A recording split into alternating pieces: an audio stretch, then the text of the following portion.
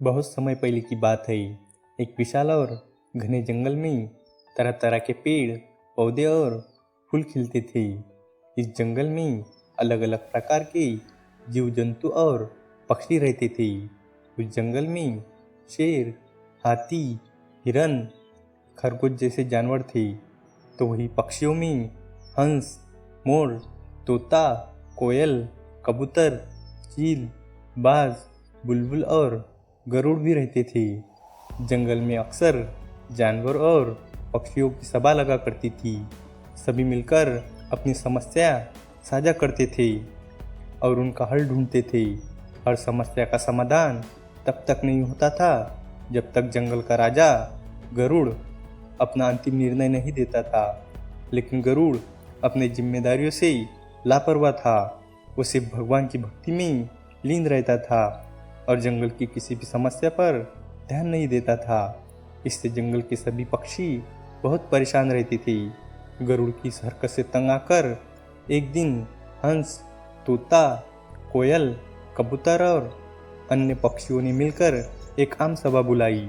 सभा का आयोजन जंगल के सबसे बड़े और पुराने बरगद के पेड़ के नीचे किया गया।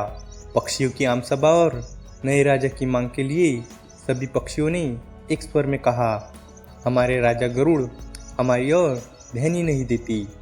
जंगल के जानवर और पक्षी भूख और बीमारी से मर रहे हैं, लेकिन हमारे राजा को कोई फिक्र ही नहीं है। और फिर उस समय मोर ने सुझाव दिया कि हमें अपनी परेशानियों को लेकर विष्णु लोक जाना पड़ेगा। अगर हमारे राजा हमारी परवाह नहीं करते हैं तो हमें विष्णु जी से ही मदद मांगनी चाहिए। कोयल ने और मुर्गे ने समर्थन किया और मुर्गे ने भी कुकड़ू कुकर अपनी सहमति जताई। सभा में एक नए राजा की मांग उठी। उसी वक्त चिड़िया ने प्रस्ताव रखा कि क्यों न हम एक नए राजा चुन ले, जो राजा हमारी बात सुने और हमारी समस्याओं का हल निकाले। सभी पक्षियों ने इस प्रस्ताव का समर्थन किया। इस तरह घंटों चली सभा में परेशान पक्षियों ने आम सहमति से एक नए राजा घोषित करने का फैसला लिया।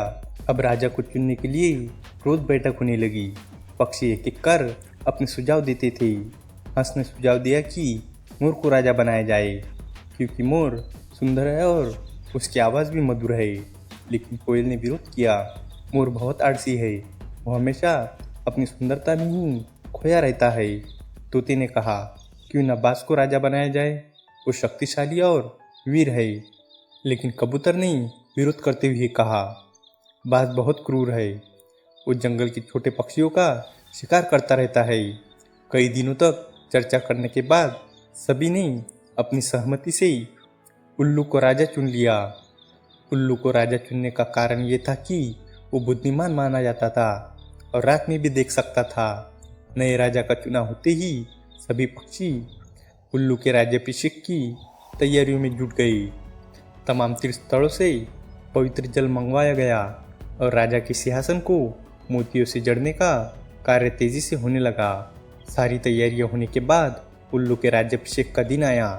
मुकुट, माला और अन्य सभी चीज़ें तैयार थी, लेकिन राज्याभिषेक की तैयारियां पूरी होने ही वाली थी कि तभी दो तोतों ने उल्लू से लक्ष्मी मंदिर जाकर पूजा करने का सुझाव दिया। उल्लू फौरन तैयार हो गया और दोनों तोतों के साथ पूजा करने के लिए चला गया। उसी समय एक कौवा उस स्थान पर आया। उसने इतनी तैयारियां और सजावट देखकर पूछा, अरे इतनी तैयारियां किस खुशी में, उत्सव क्यों मनाया जा रहा है? मोर ने कौवे से कहा, हमने जंगल का नया राजा चुना है, आज उनका राज्याभिषेक होने वाला है, उसी के लिए ये सब सजावट की गई है। ये सुनते ही गुस्से से लाल कौवे ने कहा, ये फैसला लेते समय तुम सबने मुझे क्यों नहीं बुलाया? मैं भी तो एक पक्षी हूँ। मोर ने जवाब दिया, ये फैसला जंगली पक्षियों की सभा में लिया गया था।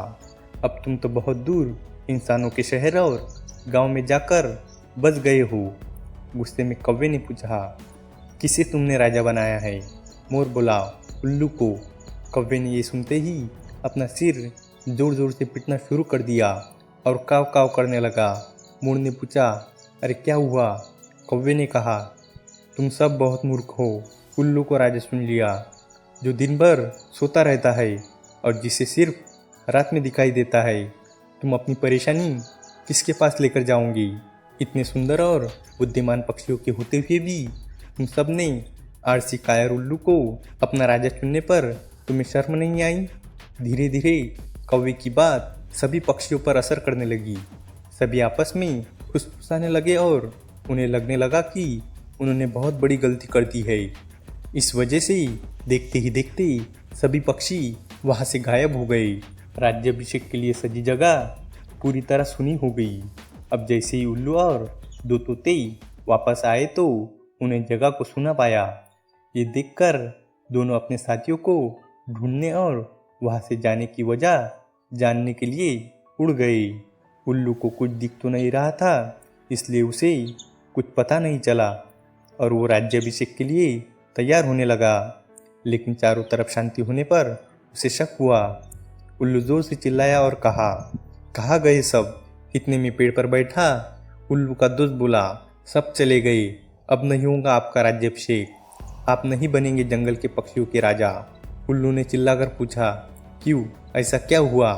उल्लू के दोस्त ने बताया कि एक कौवा यहाँ आया था और उसने सभी को पट्टी पढ़ाई, इस वजह से सब यहाँ से चले गए, बस वही कौवा यहाँ पर है। ये सुनते ही उल्लू का राज्य बनने का सपना चकनाचूर हो गया।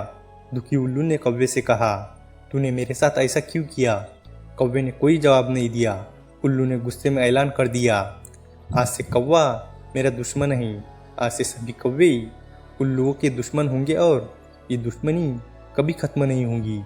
ये सुनकर कौवा बहुत परेशान हो गया और कुछ देर तक सोचने लगा और फिर उसे समझ में आया कि उसने बेकार ही उल्लू से दुश्मनी मोल ले ली। उसे काफ़ी पछतावा हुआ, लेकिन अब वो कुछ नहीं कर सकता था क्योंकि बात बिगड़ चुकी थी।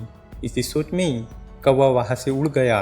इस कहानी से हमें ये सीख मिलती है कि दूसरों के मामले में टांग अड़ाना हमें भारी पड़ सकता है। दूसरों का काम बिगाड़ने की आदत उम्र भर की दुश्मनी दे सकता है, इसलिए हमें हमेशा अपने काम से काम रखना चाहिए। उम्मीद है कि आपको ये कहानी पसंद आई होंगी और भी इसी तरह की इंस्पायरिंग और मोटिवेशनल स्टोरीज के लिए हमारे चैनल को सब्सक्राइब करें। तो चलिए मिलते हैं अगले वीडियो में, तब तक के लिए goodbye and stay healthy.